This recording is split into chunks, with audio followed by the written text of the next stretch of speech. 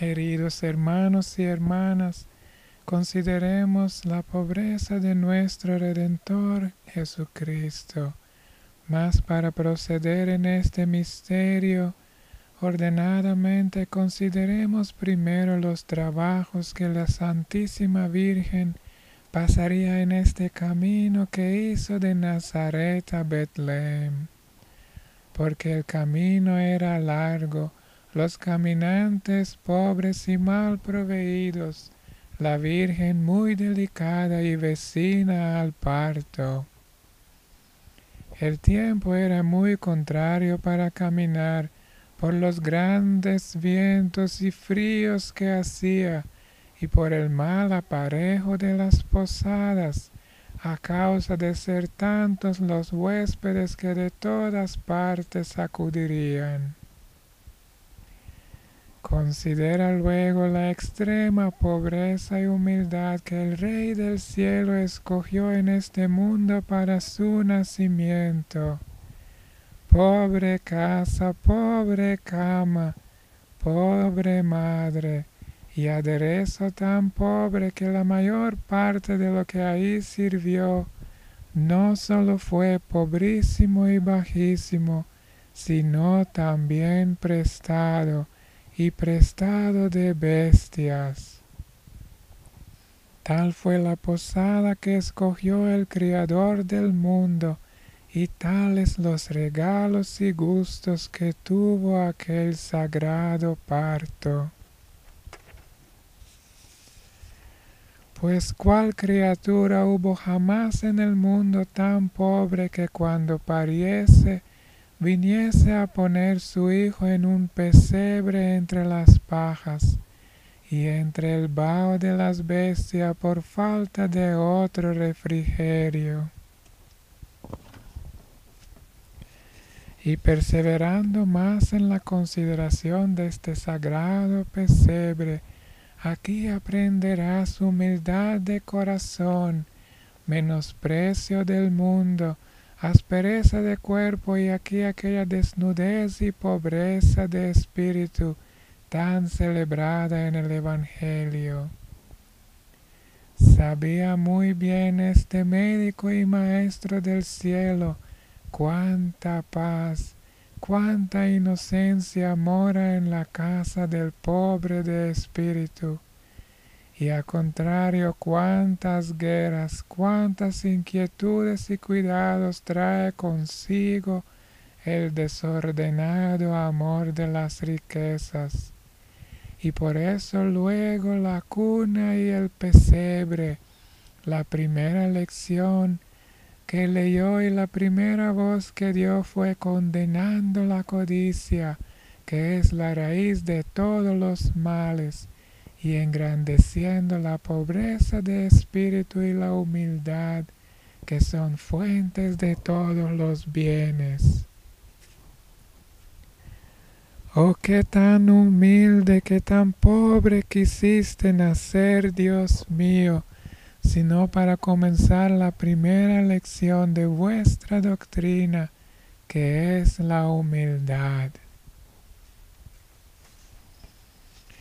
Mas tornando a la Sagrada Virgen María, viene un día a ofrecer al templo su primogénito y unigénito Hijo con la ofrenda que la ley mandaba a los pobres, que era un par de tórtolas o de palominos, donde es mucho para considerar la pobreza de la Santa Virgen, pues no ofrecía cordero, que era ofrenda de los ricos, sino un par de tórtolas, que era ofrenda de pobres.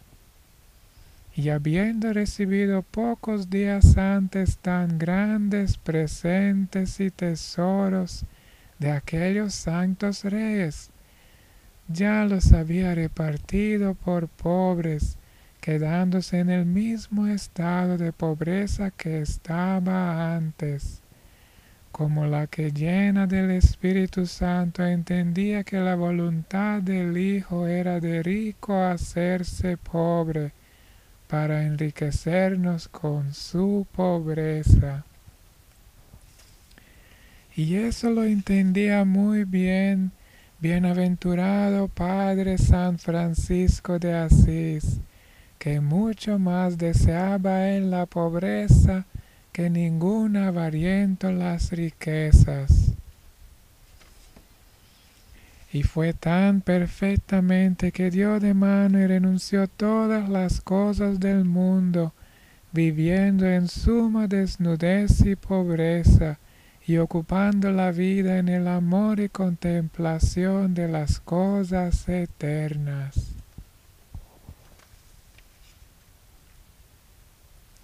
Por la misma manera, trabaje por mortificar el amor desordenado de la hacienda, pues no hay razón para que sea tan amado un bien que ni perseverará con su dueño, ni es parte para hacerle mejor ni mayor, ni más sabio ni más alegre. Al contrario, antes es a muchos materia de vicios, nutrimiento de regalos, despertador de cuidados y estímulo de soberbia y presunción.